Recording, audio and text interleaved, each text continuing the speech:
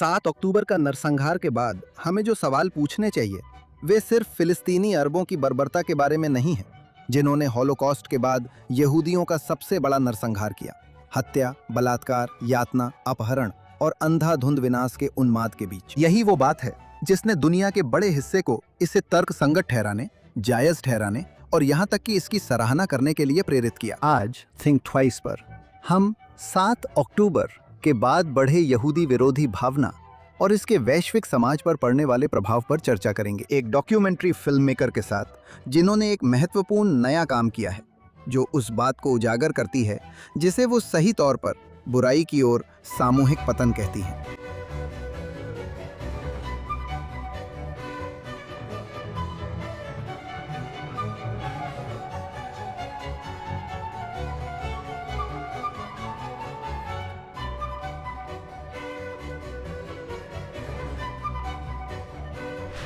नमस्कार और think twice में आपका स्वागत है। अक्टूबर 7, 2023 को क्या हुआ, क्यों हुआ और उसके बाद की स्थिति को कैसे समझा जाए, इसे समझाने की कोशिश में बहुत प्रयास किया गया है।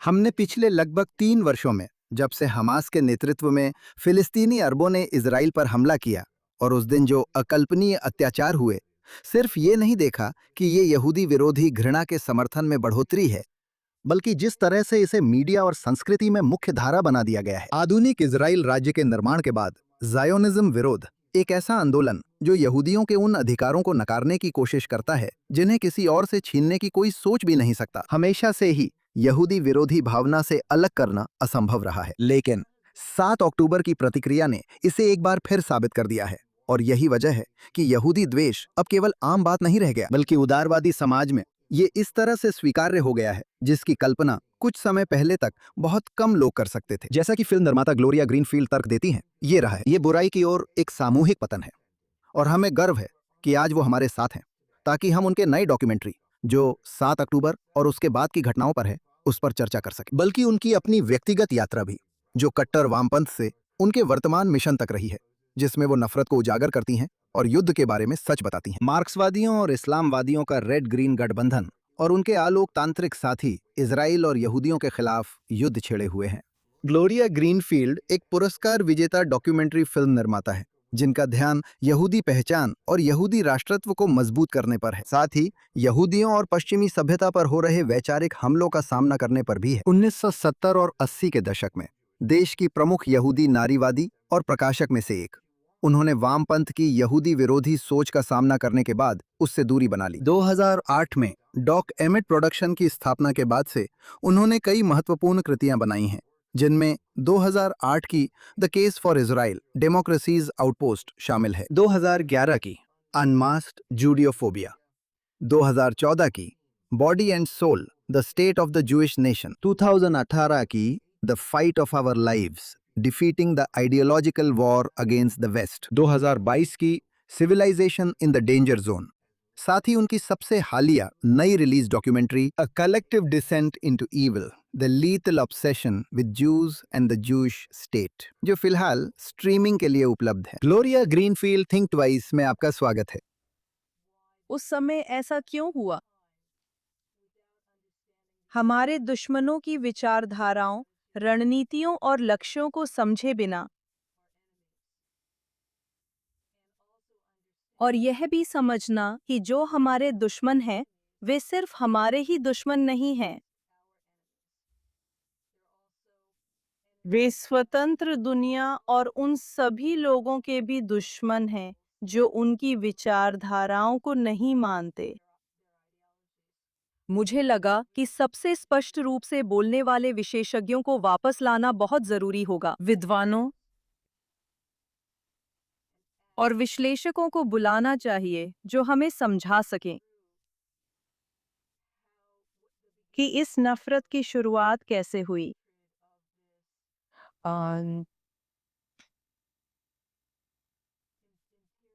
साम्राज्यवादी आतंक से लेकर आज हम जहां हैं वहां तक। ये नया नहीं है, शायद कुछ तरीके अलग हैं, लेकिन ज्यादातर मामलों में हम पहले भी ऐसी स्थिति का सामना कर चुके हैं। हमारी पिछली पीढ़ियां भी पहले ऐसी स्थिति का सामना कर चुकी हैं, लेकिन अभी यह इतनी तेजी से हो रहा है कि यह बस बहुत जरूरी है कि हम इसे समझें और प्रभावी ढंग से इसका मुकाबला करें। थिंक ट्वाइस में शामिल होने के लिए धन्यवाद। चाहे आप हमें किसी भी पॉडकास्ट प्लेटफॉर्म पर सुन रहे हों या फेसबुक, एक्स या जेएनएस यूट्यूब चैनल पर लाइव देख रहे हों, कृपया जेएनएस को लाइक और सब्सक्राइब करें। नोटिफिकेशन के लिए बेल आइकन पर क्लिक करें और हमें अच्छे रिव्यू दें। साथ ही थिंक ट्वाइस के अलावा जॉनथन टोबिन डेली पॉडकास्ट भी है, जहां मैं आपके साथ आज के सबसे महत्वपूर्ण मुद्दों पर और भी खबरें और विश्लेषण साझा करता हूं। आप जॉनथन टोबिन डेली शो को जेएनएस चैनल पर वहां पा सकते हैं जहां भी आप अपने पॉडकास्ट सुनते हैं। और अब वापस आज के कार्यक्रम पर चलते हैं। हाँ, मुझे लगता है कि इसे संदर्भ में रखना चाहिए। ये आवश्यक है और स्पष्ट रूप से 7 अक्टूबर के बारे में अधिकांश चर्चाओं से गायब है। 7 अक्टूबर पर फिल्म बनाते समय सबसे कठिन तत्व क्या था? ये आपके पिछले विषयों से वास्तव में किस तरह अलग था, जिनमें आपने उस सभ्यतागत युद्ध को उठाया है? ये अब तक की सबसे कठिन फिल्म थी जो मैंने बनाई है। मेरे लिए सबसे कठिन इसलिए क्योंकि इसके इसकी बर्बरता, अत्याचार और इसकी भयावहता और इस पर काम करना और इससे कोई ब्रेक न लेना, यह भावनात्मक रूप से मेरे लिए बहुत बहुत कठिन था। लेकिन सौभाग्य से मुझे एक लड़ाकू की तरह पाला गया था और मैं समझती थी कि यह शायद अब तक की सबसे महत्वपूर्ण फिल्म है जो मैंने बनाई है और मुझे बस इसे पार करना था और जितना अच्छा कर सकती थी करना था। और सौभाग्य से, जैसा कि मैंने कहा है, मैं इसे पार करने में सक्षम थी और सामग्री के साथ काम कर पाई, क्योंकि फिल्म में मेरे साथ बेहतरीन लोग थे और यह विश्लेषक थे, पत्रकार थे, ये विद्वान थे जिन्होंने अपनी अद्भुत समझ को सामने लाया। हाँ, मैं निश्चित रूप से देख सकता हूं कि आप जानते हैं ये कितना आघात पहुंचाने वाला है जब आप वास्तव में गहराई से समझने की कोशिश करते हैं कि असल में क्या हुआ था और वो कैसे सामने आया, फिर उसके बाद क्या हुआ। और असल में आप जानते हैं, बहुत से लोग और आप जानते हैं, ज्यादातर लोगों ने वे सबसे ग्राफिक फिल्में नहीं देखी हैं जो असल में क्या हुआ था उसे दिखाती हैं। जाहिर है आपने देखा है, मेरे जैसे पत्रकारों ने भी ऐसा किया है, लेकिन बहुत से लोगों के लिए ये बस एक अमूर्त अवधारणा है। ये एक तारीख है, ये एक विषय है, और एक ऐसा विषय जिससे आप जानते हैं बहुत से लोग जल्दी ही आगे बढ़ सकते थे, लेकिन उसमें पूरी तरह डूब जाना बेहद कठिन रहा होगा। हाँ, मुझे लगता है कि मैं जो एक और बात सामने ला रही हूँ, वो ये है कि ये सिर्फ 7 अक्टूबर के बारे में नहीं है। फिर से, ये है, आप जानती हैं, ये इतिहास, इस नफरत का बनना, ये जो आप जानती हैं, जिहादियों और उनके हाथों इस्तेमाल होने वाले बेवकूफ़ों, पश्चिमी कट्टरपंथियों की साम्राज्यवादी गतिविधियां। लेकिन यह भी जो बाद में हो रहा है, और ये सिर्फ विश्वविद्यालयों में बाद में क्या हो रहा है ऐसा नहीं है, लेकिन ये वास्तव में इसे पकड़ता है। यह वास्तव में उस लंबे, जिसे हम लंबी यात्रा कहते हैं, को पकड़ता है, समाजों के भीतर पैठ बनाने वाला लॉन्ग मार्च। और यह भी, आप जानते हैं, को मौका मिलता है को समझे कि यह पहले से योजना बनाई गई थी, बहुत समय पहले। ये शुरू हुआ था, आप जानते हैं, 30-40 साल पहले। और इससे आपका मतलब है इजराइल और यहूदियों की वैधता को नकारने की कोशिश, और आप जानते हैं इजराइल को नष्ट करने के लिए जिहाद को महिमा मंडित करना। हाँ, और ये सिर्फ इज़राइल को नष्ट करने के लिए नहीं है। मेरा मतलब है यहूदी लोगों के साथ जो हो रहा है, या 7 तारीख को यहूदी लोगों के साथ जो हुआ, ऐसा ही नाइजीरिया और अफ्रीका के दूसरे देशों में अफ्रीकी ईसाइयों के साथ भी हो रहा है। ये सिर्फ यहूदी लोगों को नष्ट करने या इज़राइल को नष्ट करने के बारे में नहीं है। ये स्वतंत्र दुनिया को नष्ट करने और उन सभी लोगों को नष्ट करने के बारे में है जो इस्लामवादी विचारधाराओं को नहीं मानते। और मुझे लगता है कि हम अब उसी मुकाम पर आ गए हैं और ये समझना हमारे लिए ज़रूरी है कि हमें साथ लाना चाहिए। उन सभी लोगों को जो खतरे में हैं और इन इस्लामवादी दरिंदों द्वारा मारे जा रहे हैं, उन्हें एक साथ लाना ज़रूरी है। और मुझे लगता है कि ये बहुत ज़रूरी है कि हम समझें कि ये हमसे भी बड़ा मुद्दा है, लेकिन हम सबसे आगे हैं और हमें ही इसका सबसे ज़्यादा असर झेलना पड़ रहा है। हाँ, अब इस फिल्म को बनाते समय आपने क्या सीखा जो आपको हैरान कर गया? जो लोग 7 अक्टूबर की सच्चाई जानना चाहते थे, उनके लिए वो जानकारी निश्चित रूप से उपलब्ध थी। लेकिन आपने इस फिल्म को बनाने की कोशिशों के दौरान क्या सीखा जो आपको पहले पता नहीं था? इस फिल्म को बनाने की तैयारी में मैंने बहुत ज़्यादा रिसर्च की और जब मैंने वास्तव में शुरू किया, मैं परिचित थी। क्या होगा? फिल्म में विभिन्न टिप्पणीकारों के योगदान, अपने बारे में कुछ जानने के अलावा, जो यह था कि मुझे ये खतरा है कि मैं इतनी ज़्यादा अभिभूत हो सकती हूँ कि लगभग पंगु हो जाऊं और मुझे खुद को बेहतर तरीके से संभालना होगा। लेकिन ये असली महत्वपूर्ण जवाब नहीं है। महत्वपूर्ण मुद्दा यह है, वो सामग्री क्या थी जो फिल्म को टिप्पणीकारों से मिली थी, जिसे मैं पहले सही से समझ नहीं पाई थी। और इसमें से कुछ मेरे इंटरव्यू से हैं जो मैंने इमैनुअल अतलांगी के साथ किया था, जो लैटिन अमेरिका में हिजबुल्लाह के विशेषज्ञ हैं। और सिर्फ यही नहीं, बल्कि समझना भी कि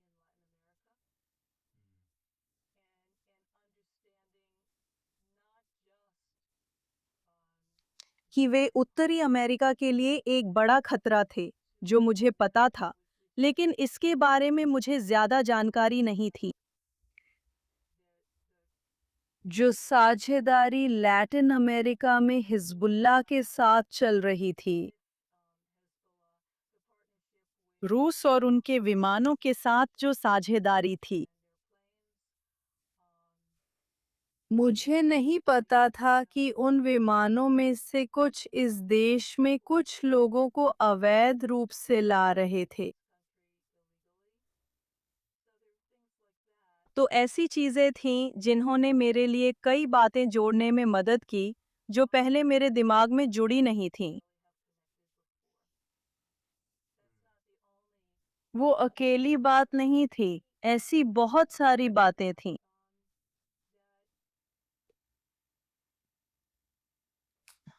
ये इतना विशाल है कि मुझे समझ नहीं आता कहाँ से शुरू करूं।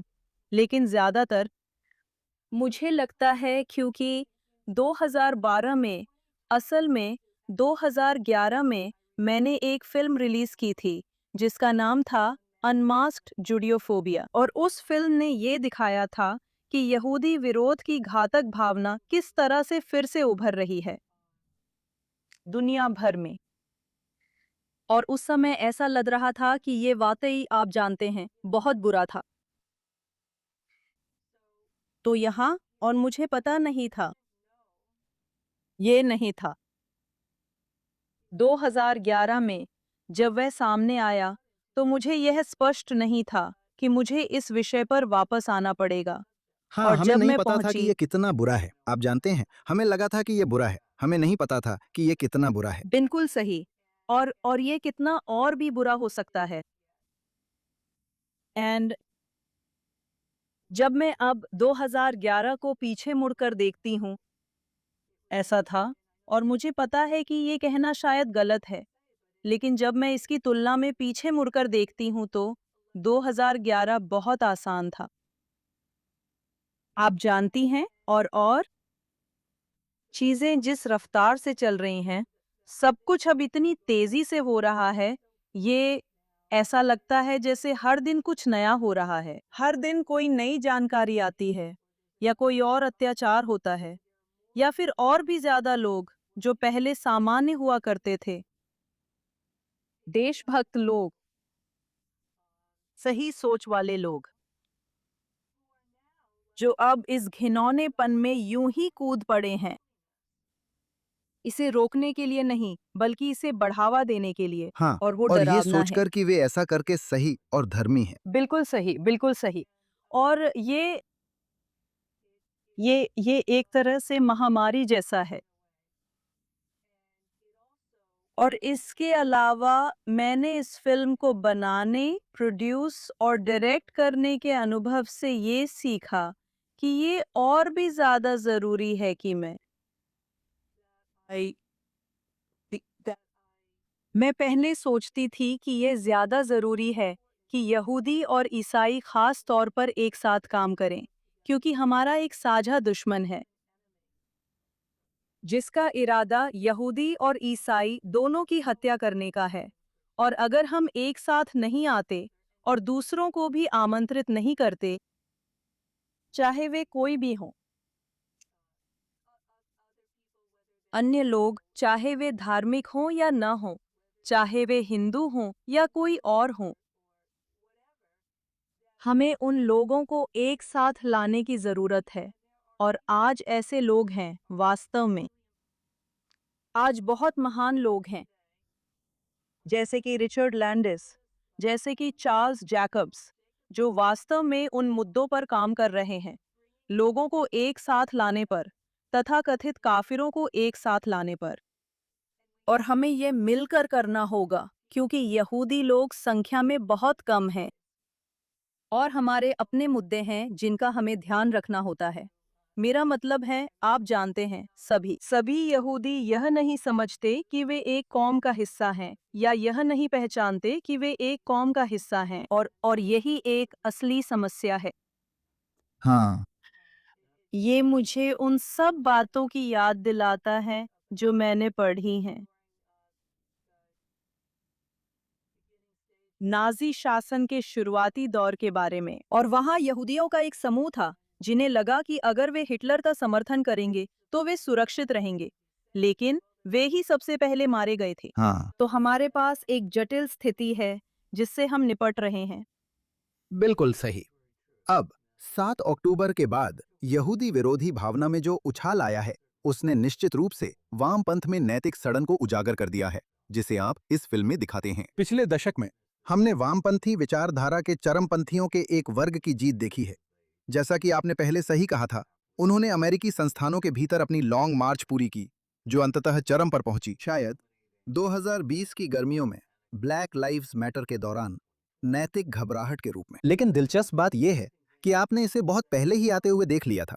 आपने 1970 और 80 के दशक में एक प्रमुख यहूदी नारीवादी और प्रकाशक के रूप में यहूदी विरोध का सामना किया था। क्या आप हमें बता सकती हैं कि आपने उस समय क्या देखा था? और उस समय से लेकर अब तक, जब आप यहूदी पहचान को मजबूत करने और इजराइल की रक्षा के लिए समर्पित एक डॉक्यूमेंट्री फिल्म निर्माता बन गए हैं, आपकी अपनी यात्रा कैसी रही? ये मेरी जिंदगी का एक बहुत ही दिलचस्प दौर था, कम से कम इतना तो कह ही सकती हूँ। मैं भोली थी, और मैं कई और लोगों की तरह, सभी नहीं, लेकिन बहुत से और लोग थे जो इस आंदोलन में हमारे साथ बह गए। और इसके कुछ हिस्से ऐसे थे जो तर्कसंगत थे। महिला आंदोलन के वे हिस्से जो समान अधिकारों के लिए लड़ रहे थे। और समान अधिकारों की मांग एक बहुत ही सम्मानजनक प्रयास है। लेकिन जैसे किसी भी आंदोलन के साथ होता है, कट्टरता उभर सकती है, जैसा कि हुआ भी, और मैं कट्टर नारीवाद में शामिल थी। और मैंने बहुत अधिक यहूदी विरोध का अनुभव किया। और दुर्भाग्यवश उस समय कट्टरपंथी नारीवादी आंदोलन में जो मुख्य यहूदी विरोध मैंने अनुभव किया, वह अश्वेत कट्टरपंथी नारीवादियों से आया था। ऑड्रे लॉर्ड और अन्य लोग। और उसी समय सम्मेलनों में ये यहूदी विरोधी, वे महिलाएं जो काली और उग्र थीं, वे यहूदी उग्र नारीवादियों को डराने की कोशिश करती थीं। कहती थीं कि उनकी माताओं को हमारी माताओं के टॉयलेट साफ करने पड़ते थे, क्योंकि हम सब, आप जानते हैं, हम सब अमीर परिवारों से आते हैं। खैर, मेरी माँ तो मेरे हाई स्कूल में सफाई कर्मी थी, और मुझे इसकी अच्छी तरह समझ थी कि ये सब हमें डराने के लिए बस घिनौने झूठ थे, और इसलिए मैं उसका सामना करती थी। और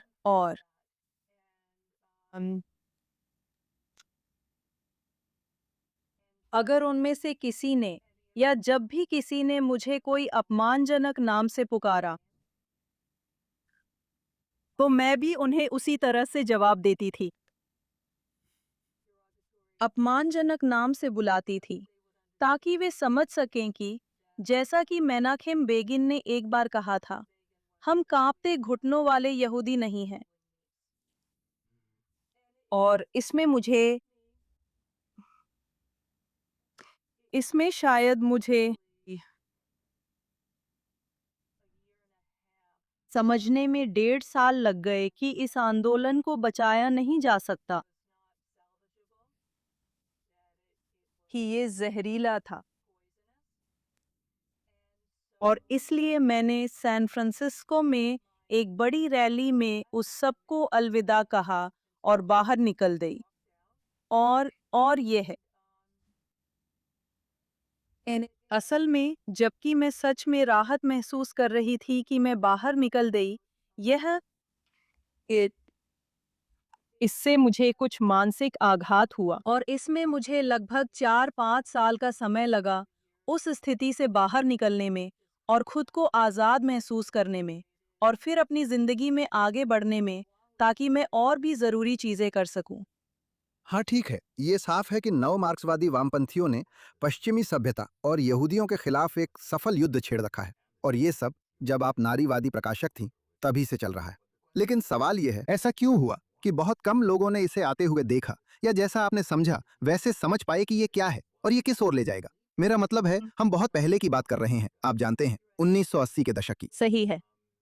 आप जानते हैं, मुझे लगता है कि एक नई पीढ़ी ने वामपंथ में इस यहूदी विरोध को खोजा। आप जानते हैं, महिलाओं की रैली के साथ जो प्रतिक्रिया थी डोनाल्ड ट्रंप के चुनाव पर। लेकिन वो तो आपके अनुभव के काफी समय बाद हुआ। ऐसा क्यों नहीं हुआ कि जैसा हम आजकल कहते हैं, ये वायरल हो गया? इसे बस नजरअंदाज क्यों कर दिया गया? इसकी बड़ी कीमत चुकानी पड़ी। अगर वही आपकी पूरी जिंदगी थी, वही आपका पूरा माहौल था, तो महिला आंदोलन से बाहर निकलने की बहुत बड़ी कीमत चुकानी पड़ती, क्योंकि लोगों के मन में बहुत सी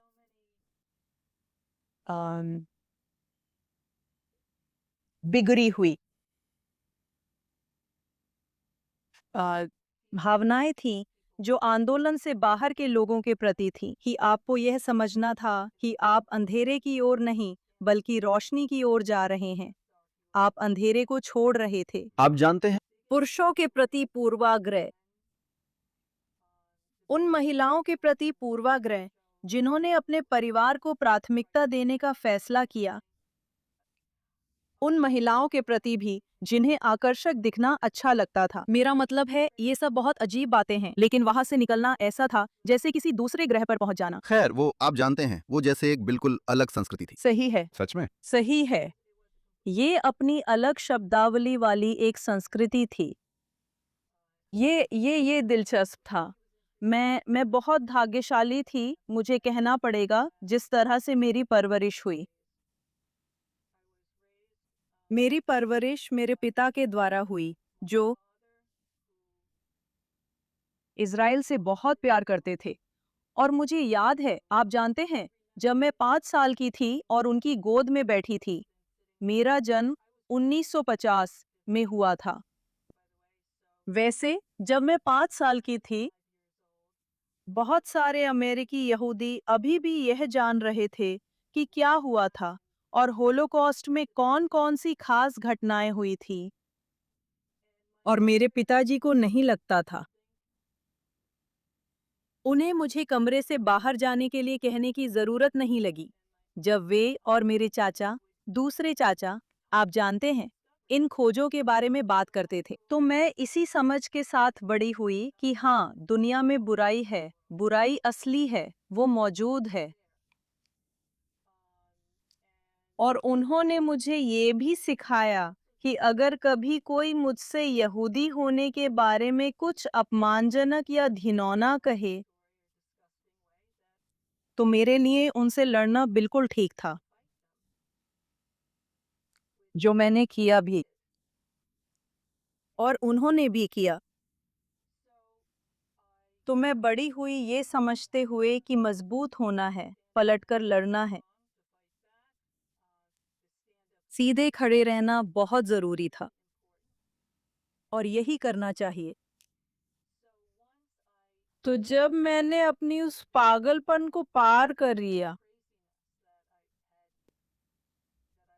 जिसमें मैं कट्टर नारीवादी आंदोलन के साथ जुड़ी हुई थी, हालांकि मुझे उस सारे आघात से उबरने में थोड़ा समय लगा।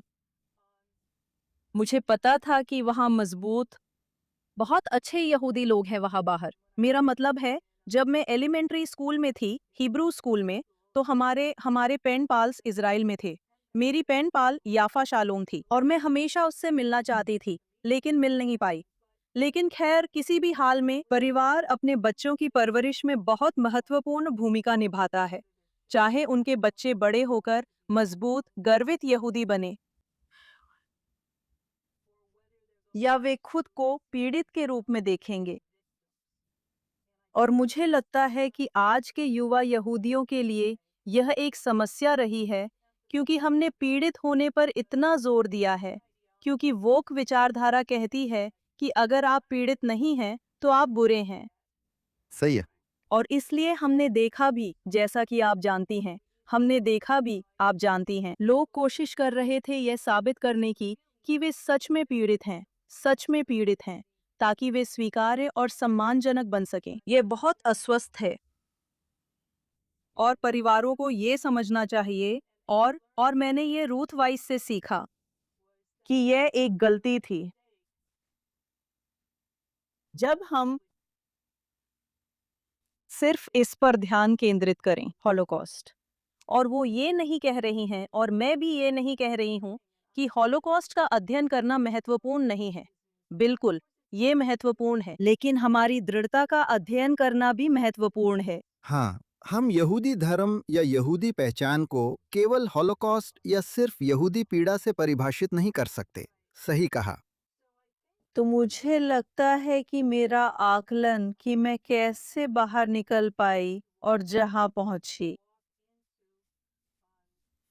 जहां जहां मैं हूं, अब मैं वहां मौजूद यहूदी विरोध की बात नहीं कर रही हूं, बल्कि मैं फिर से एक संपूर्ण इंसान बनने की बात कर रही हूं। उसका कारण यह था कि मैं भाग्यशाली थी कि मेरे परिवार ने मुझे सिर्फ हॉलोकॉस्ट के बारे में ही नहीं, बल्कि मुकाबला करने के बारे में भी सिखाया।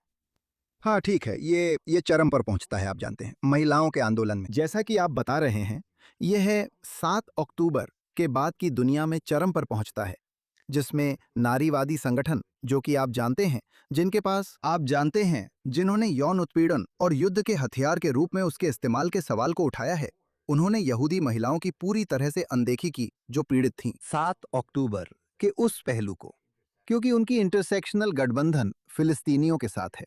मेरा मतलब है, सब कुछ वहीं से शुरू होता है ना? हाँ, आप जानती हैं, यहूदी लोगों और यहूदी राज्य का दानवीकरण बहुत प्रभावी रहा है। और इसलिए फर्क नहीं पड़ता, है ना? फर्क नहीं पड़ता अगर यहूदी महिलाओं और पुरुषों के साथ बलात्कार किया जाए, उनके जन्मनाम काट दिए जाए या उन्हें फाड़ दिया जाए। ये सच में, ये कुछ लोगों के दिमाग में है। उनके लिए ये एक अच्छी बात है, दुनिया को यहूदियों से मुक्त करना। और ये ज़रूरी है कि हम इसका प्रभाव समझें, कि हमारे पास ये मौका है कि हम यहूदी लोगों और इज़राइल के दानवीकरण और वैधता को नकारने के प्रभाव को सच में देख सकें। क्योंकि यही वो बात है जो आपको यह कहने पर मजबूर करती है कि यह ज़रूरी नहीं है। हमें इसे क्यों मान्यता देनी चाहिए? मेरा मतलब है, आप जानते हैं, यह तो बहुत अच्छी बात है। हमने और भी दानवों से छुटकारा पा लिया। हाँ, समझी आप? मूल रूप से यह विचार कि वे यहूदी जिन्हें 7 अक्टूबर को मार डाला गया, बलात्कार किया गया, यातना दी गई, अगवा किया गया, उनके साथ जो हुआ वे उसके हकदार थे। बिल्कुल सही, बिल्कुल आखिरकार यही, बात बिल्कुल। इसी पर आकर रुकती है। और यही हमने, आप जानते हैं, इंटरसेक्शनल लेफ्ट से सुना है। और यही वजह है कि आप जानते हैं, नारीवादी आंदोलन 7 अक्टूबर के बाद असफल हो गए। हाँ, हाँ, ऐसा ही हुआ। हाँ, ऐसा ही हुआ। उनके लिए आप जानते हैं, उन इज़राइली नारीवादियों के लिए ये उनके लिए बहुत विनाशकारी था, क्योंकि उनके साथ विश्वासघात हुआ था। वो सच में सोचती थी कि उन्हें वैश्विक नारीवादी आंदोलन ने अपनाया है। और उन्होंने सच्चाई तब देखी जब उन्हें अपनाया नहीं गया था। हाँ, अब बुराई की ओर जो गिरावट आपने रिसर्च की है और इस फिल्म में उजागर की है, वो साफ तौर पर ऐसी चीज है जिसका सामना राजनीतिक वामपंथी और खासकर यहूदी उदारवादी आमतौर पर नहीं करना चाहते। कई नेक इरादों वाले उदारवादियों में ये प्रवृत्ति होती है कि वे 7 अक्टूबर को जो हुआ उसके प्रति अपनी घृणा और उस पर हुई प्रतिक्रिया को समझने के बीच एक रेखा खींचते हैं, खासकर उस जन आंदोलन की प्रतिक्रिया को जिसने या तो उसका समर्थन किया या उसे जायज ठहराया। वो यहूदी विरोधी भावना को मुख्य धारा में ला रहा है।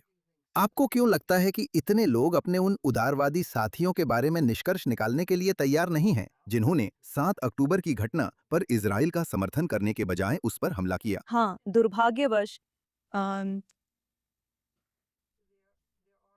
कुछ यहूदी ऐसे भी हैं जो इस स्थिति से बहुत असहज हैं और उन्होंने इस धारणा को अपना लिया है कि इज़राइल और 7 अक्टूबर को उस बर्बरता के शिकार हुए इज़राइली लोग इसके लायक थे।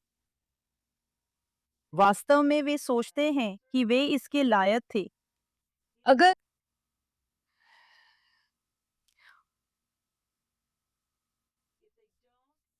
अगर वे उस हद तक नहीं जाते, उन लोगों की तरह नहीं सोचते कि हाँ, पीड़ित इसके लायक थे, तो वे खुद को यह सोचकर तसल्ली देते हैं कि अच्छा, हम वैसे यहूदी नहीं हैं और हम यह साबित करने के लिए कि हम वैसे यहूदी नहीं हैं, इज़राइल के खिलाफ रैलियों में शामिल होंगे वगैरह। ये बहुत ही स्वार्थी, आत्मकेंद्रित नजरिया है। और अगर आपके पास नहीं है, अगर आप ऐसे यहूदी हैं जिनके पास नहीं है, या अगर आप यहूदी हैं और अगर आप खुद को किसी समुदाय का हिस्सा नहीं मानते, तो फिर अपने लोगों के प्रति कोई वफादारी नहीं रहती। सही है ना? और फिर आपकी वफादारी किसी और के प्रति हो सकती है।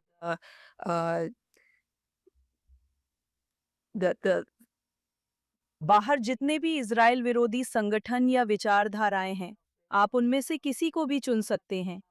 वही आपकी प्रेरणा बन जाती है, बजाय इसके कि आप यह समझें। हम में से हर किसी की यह जिम्मेदारी है कि हम यह सुनिश्चित करें कि हमारे लोग फलें, फूलें और हमारा और कि इज़राइल राज्य, यहूदी राज्य मजबूत और सुरक्षित बना रहे। तो एक तरह से मेरा मतलब है, मुझे अभी-अभी ये बात सूझी जब हम बात कर रहे थे इस बातचीत के दौरान, कि यह उन अमेरिकियों जैसा है जो अब देशभक्त नहीं रहे। उन्हें देश के प्रति कोई भी देशभक्ति महसूस नहीं होती। उन्हें देश के प्रति कोई भी जिम्मेदारी महसूस नहीं होती, और वे खुलेआम अमेरिका की मौत हो कह रहे हैं। हाँ, ये वही बात है। हाँ, बिल्कुल। अब आपको क्या लगता है कि हमास ने मुख्यधारा की मीडिया के इतने बड़े हिस्से को इजराइल के बारे में अपनी झूठी बातें सच की तरह दिखाने के लिए कैसे मना लिया और एक तरह से पूरी कहानी को उलट दिया, जिससे अत्याचार करने वालों और नरसंहार की मंशा रखने वालों को पीड़ित के रूप में दिखाया गया, जबकि जो देश असली पीड़ित था उसे झूठे तौर पर नरसंहार का दोषी ठहराया गया। और ये सब आप जानते हैं, उदारवादी प्रचलित धारणा 21वीं सदी में हमारे सामने ही आधुनिक ब्लड लाइबल्स कैसे वामपंथ की प्रचलित धारणा का हिस्सा बन रहे। सही है। देखिए, उनके पास एक योजना थी। ये सब पहले से तय था। ये योजना बनाई गई थी। आप जानती हैं, वे कई सालों से इसकी योजना बना रहे थे और बहुत रणनीतिक तरीके से। तो अगर हम इसके चरणों को देखें, प्रचार और न सिर्फ प्रचार, बल्कि पश्चिम का धर्मनिरपेक्षीकरण, जिसमें यहूदी दुनिया के बहुत बड़े हिस्से का धर्मनिरपेक्षीकरण भी शामिल है, जो लोगों को पीठ मोड़ने की अनुमति देता है, जो लोगों को या तो अपनी सामुदायिक पहचान या अपने देश से मुंह मोड़ने की अनुमति देता है। और ऐसा हो रहा है। और हम इसका प्रभाव देख सकते हैं। उदाहरण के लिए, द न्यू स्कूल और कोलंबिया, जिन्होंने कुछ यूरोपीय विद्वानों को आमंत्रित किया था, वास्तव में वे ही वोक विचारधारा के जनक थे। जो आप जानते हैं, इजराइल और यहूदियों को श्वेत के रूप में परिभाषित करता है, बिल्कुल जो कि सही। बकवास है, लेकिन लोग ऐसे ही सोचते हैं। और पूरी की पूरी एक पीढ़ी जिसे इन विचारों में डुबोया और ब्रेन वॉश किया गया है, जो कभी हाशिए पर थे जब आप थे। आप जानते हैं, एक नारीवादी प्रकाशक थे, अब वे पूरी तरह से मुख्य धारा में आ गए हैं। वे शिक्षा व्यवस्था पर हावी हैं। हाँ, वे सच में हावी हैं, और इस हद तक कि सौभाग्य से, लेकिन उतना नहीं। माता-पिता समझ रहे हैं कि इन विश्वविद्यालयों में से कई असल में बहुत ज्यादा जहरीले हैं। और हम जानते हैं कि वहाँ, आप जानते हैं, सच में अच्छे परिवार हैं जो अपने बच्चों को बेहतरीन संस्कार देते हैं और उन्हें दृढ़ ज़ायनिस्ट बनाकर पालते हैं, और वे विश्वविद्यालय जाते हैं और उनका दिमाग जहरीला कर दिया जाता है। उनका दिमाग जहरीला कर दिया जाता है। और मुझे लगता है कि इसी वजह से ऐसे संगठन जैसे कि टिकवा फंड, जो वास्तव में नए संस्थान बना रहे हैं, वो बेहद जरूरी है। आप जानती हैं, और भी हैं, दूसरी संस्थाएं भी हैं, चाहे वो सरकारी हों या निजी, जो, आप जानती हैं, एक साथ आती हैं और कोशिश करती हैं अपने उद्योग में अपनी जगह वापस पाने की कोशिश करती हैं, चाहे वो मनोरंजन हो या कुछ भी हो। और जो वो करती हैं, और बजाय इसके कि इस देश की पिछली पीढ़ियों ने जो किया था, जब यहूदी डॉक्टरों को काम करने की अनुमति नहीं थी और उन्हें अस्पतालों में स्वीकार नहीं किया जाता था, हमने अपने खुद के अस्पताल बनाए और हम आगे बढ़े। जब यहूदी वकील लॉ फर्मों में जगह नहीं पा सकते थे, तो हमने अपनी खुद की लॉ फर्म्स बनाई। और मुझे लगता है कि हमारे लिए यह समझना वाकई बहुत ज़रूरी है कि हमें बीमार व्यवस्था में वापस नहीं जाना चाहिए। संस्थाओं में हमें स्वस्थ संस्थाओं की जरूरत है। वही हमें अपनी ऊर्जा लगानी चाहिए और खुद को वही जोड़ना चाहिए। हमें साझेदारी करनी चाहिए। अगर हमें किसी और के साथ साझेदारी करनी है तो हमें स्वस्थ संस्थाओं के साथ ही साझेदारी करनी चाहिए। ये वाकई बहुत जरूरी है और हमें ऐसा करने के लिए खुद को मजबूत समझना होगा। हमें अपने लोगों के इतिहास की सराहना करनी आनी चाहिए, लेकिन हमें घिसटने की जरूरत नहीं है। हमें भीख मांगने की जरूरत नहीं है और हमें तो बिल्कुल भी तुष्ट करने की जरूरत नहीं है। हाँ। अब शिक्षित वर्गों के बीच, खासकर संयुक्त राज्य अमेरिका में, यह आम सहमति है कि इजराइल बुरा है और फिलिस्तीनी अच्छे हैं।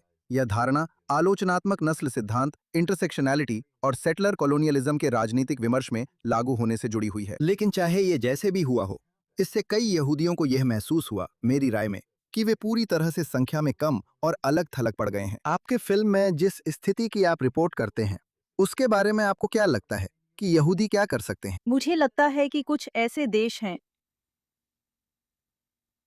चाहे हम उन्हें राष्ट्र कहें या देश, जिन देशों को यहूदियों को सचमुच छोड़ देना चाहिए। सबसे पहले मुझे लगता है कि यह कहना बहुत जरूरी है। मेरा मतलब है, मैं ऐसा नहीं सोचती।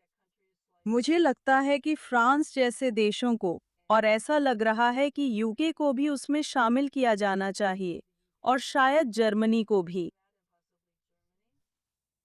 लेकिन अगर हम बात कर रहे हैं इस समय एक देश जैसे कि यूनाइटेड स्टेट्स जो निश्चित नहीं है, मुझे लगता है कि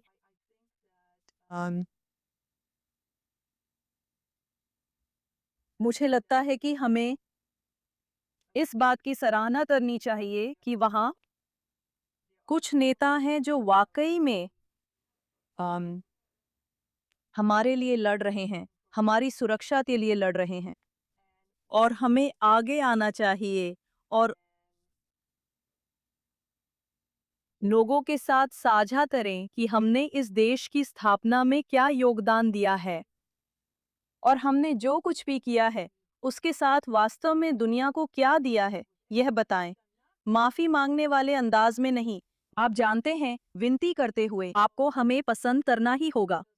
देखिए, हमने कितनी सारी टीके विकसित किए हैं, या देखिए हमने कितनी नोबेल पुरस्कार विजेता, वो सारी चीजें आप जो आप जानते जानते हैं। हैं, ये हाँ। सब कुछ। हमें इस बात पर गर्व होना चाहिए, लेकिन हमें इस बात पर अपने लिए गर्व होना चाहिए।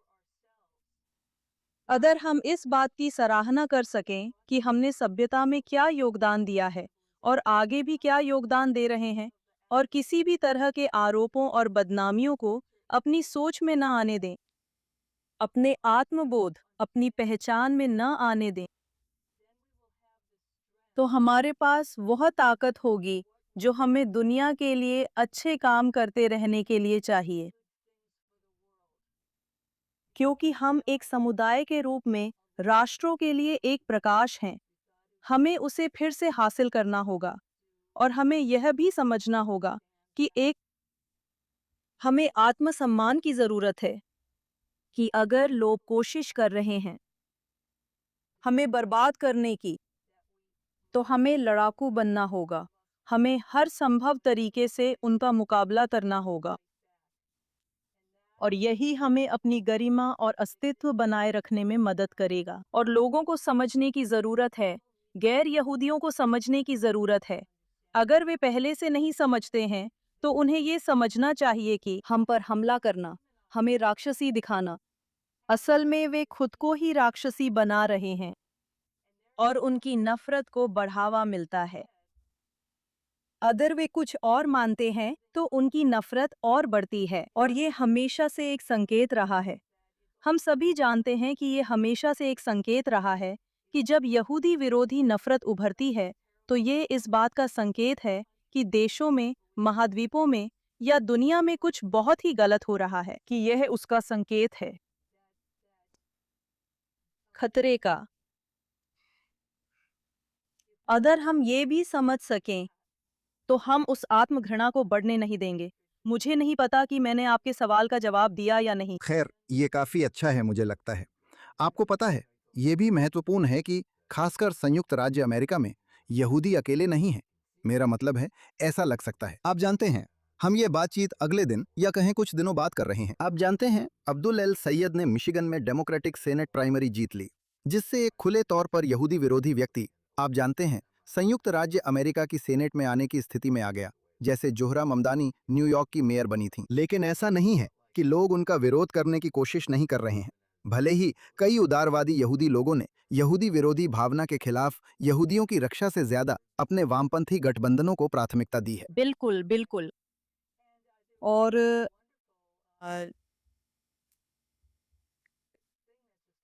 अभी-अभी एक शानदार बात हुई कि मार्को रूबियो ने अभी घोषणा की है कि अब यह नीति है कि किसी को भी इस देश में आने के लिए वीजा मिलने से पहले उनकी जांच की जाएगी। सभी सोशल मीडिया और अन्य जांच के तरीकों का इस्तेमाल किया जाएगा ताकि यह सुनिश्चित किया जा सके कि जो लोग इस देश में यहूदियों को नुकसान पहुंचाने की मंशा रखते हैं, उन्हें इस देश में आने की अनुमति नहीं दी जाएगी। ये वाकई बहुत महत्वपूर्ण है। मेरा मतलब है, हाँ, ये थोड़ा लेकिन आप हैरान जानते करने हैं, वाला है। जब आप ये अध्ययन करते हैं कि इन कॉलेज प्रदर्शनों को, जो यहूदियों को निशाना बनाते हैं, ओह कौन बिल्कुल, भड़का रहा है? ये और जो आप जानते हैं, विदेशी छात्रों का आना, खासकर उन देशों से जो यहूदी विरोधी हैं, जैसे मध्य पूर्व और उत्तर अफ्रीका के देश, वो काफी स्पष्ट लगता है। हाँ, और विक्टर डेविस हैंसन ने वास्तव में फिल्म में इसे बहुत सुंदरता से व्यक्त किया है। हमें इसे स्वीकार करना हाँ, होगा। आप जानती हैं, और साथ ही रेचल फिश, वो इस बारे में बात करती हैं कि कैसे विश्वविद्यालयों के लिए ऐसे लोगों के खिलाफ कानूनी कार्रवाई करना जरूरी है। आप जानती हैं, और आप जानती हैं, विश्वविद्यालय के बाहर से लोग आकर, आप जानती हैं, माहौल बिगाड़ने की कोशिश करते हैं, मुसीबत, नफरत फैलाने के लिए। हाँ। इस फिल्म से आप अपने दर्शकों को सबसे जरूरी क्या संदेश देना चाहते हैं? इस फिल्म से मैं चाहती हूँ कि दर्शक सबसे जरूरी बात ये समझें कि यहूदी और ईसाइयों के खिलाफ और पूरे पश्चिम के खिलाफ जो नफरत है, उसके पीछे कुछ विचारधाराएं हैं।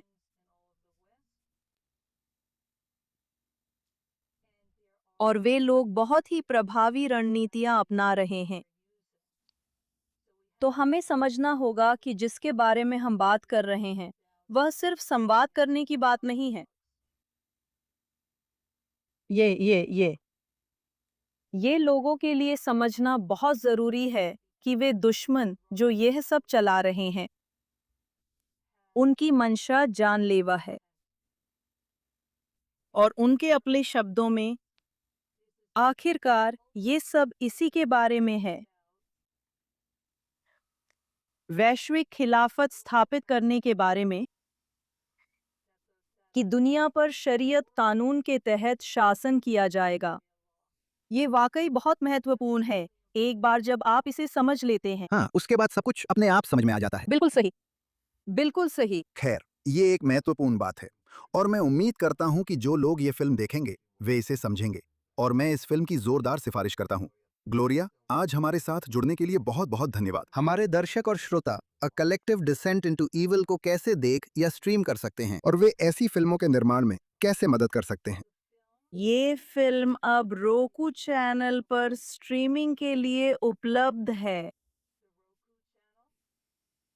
ये मुफ्त है जब तक कि आप इसे बिना विज्ञापन के देखने के लिए सब्सक्रिप्शन नहीं खरीदना चाहते।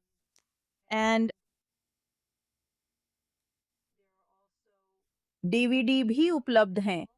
अगर आप documentproductions.com पर जाएं, वो डॉक्यूमेंट प्रोडक्शंस वेबसाइट है, और वहाँ एक शॉप भी है, और आप वहाँ डीवीडीज ले सकते हैं। आप अपने समुदाय के लिए स्क्रीनिंग्स आयोजित कर सकते हैं। अगर आप चाहें तो मैं बहुत खुशी से फिल्म के साथ आकर बात कर सकती हूँ, लेकिन आप खुद भी स्क्रीनिंग्स आयोजित कर सकते हैं। और अगर आप ऐसा करना चाहते हैं, तो आप मुझसे documentproductions.com पर संपर्क कर सकते हैं। आप डैशबोर्ड पर मुझे इस तरह से संदेश भेज सकते हैं।